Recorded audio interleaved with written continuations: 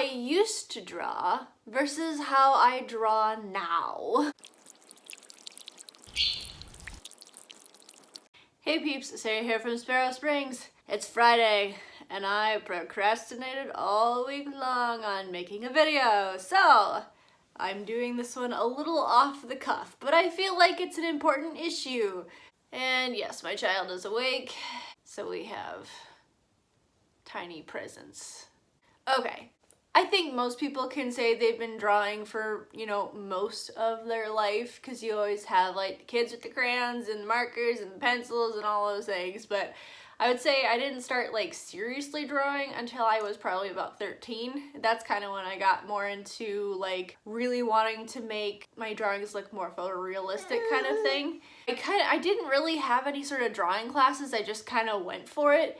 And I kind of poo-pooed the drawing books because it'd be like, okay, draw this circle, now draw this rectangle, now draw this other like cylinder looking thing, and like this will help you draw. Well, I didn't do that because it didn't really work for me too much. I kind of learned in reverse in the sense of I wanted everything to look realistic first instead of drawing just like the outlines.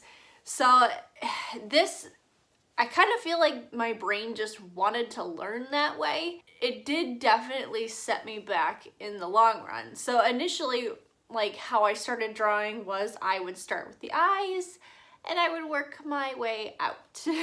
Like I really wanted to focus in on the details and everything, and I would just kind of like build on things and build my way out and really work around the image. It wasn't until years later that I was just getting so frustrated because nothing seemed to be in proportion. I couldn't get anything to look right. So I kind of took a step back, and honestly, I would say for the past probably 7 or 8 years, I've been just kind of retraining myself on how to draw. So I have to force myself to step back.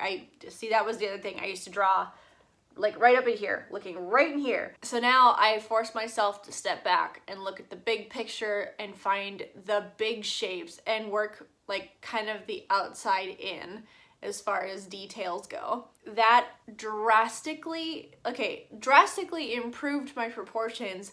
Not only that, it actually cut down the amount of time I was spending on a drawing. All of a sudden, I kind of felt like a real artist and just like, yes, I'm just going to casually draw this drawing and I can do it in a fairly quick amount of time kind of thing. Which I realize now, it's gradually getting more detailed, where it's like you have the shape and then you might add your darker values, and then you might add more definition on the shapes and more darker shadows, and you kind of just continue to work around the drawing and fleshing it out, instead of, again, I would start from the eyes and just kind of work my way out. So it was like I was never really finished with a drawing until I had covered every section of the drawing with like working from the outside in. I mean, I would almost compare it to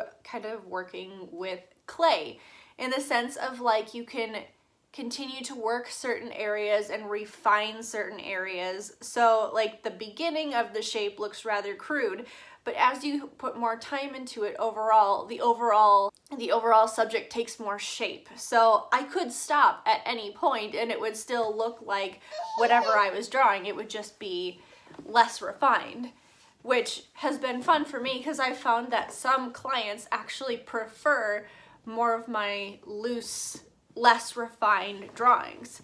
So it was kind of a fun experiment for that. Now, for some of you that really struggle with like getting too focused on detail, that was me. I got so focused on details. I found what really helped me was setting a time limit.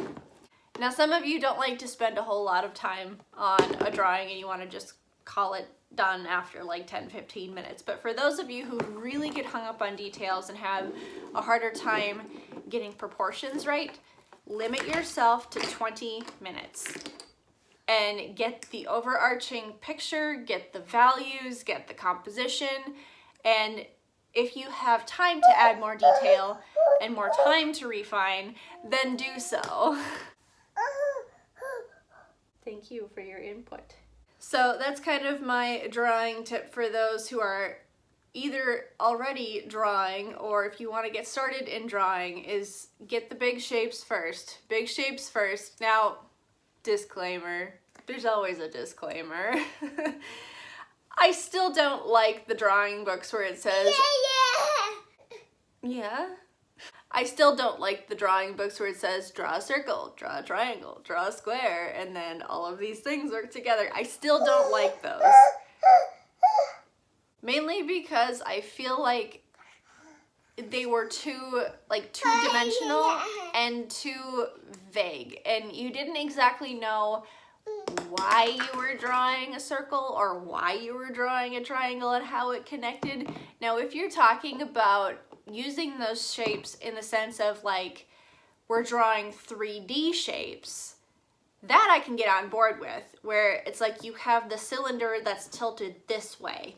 Then you can understand the form and how the light falls and stuff like that. But don't even get started with the kids' drawing books.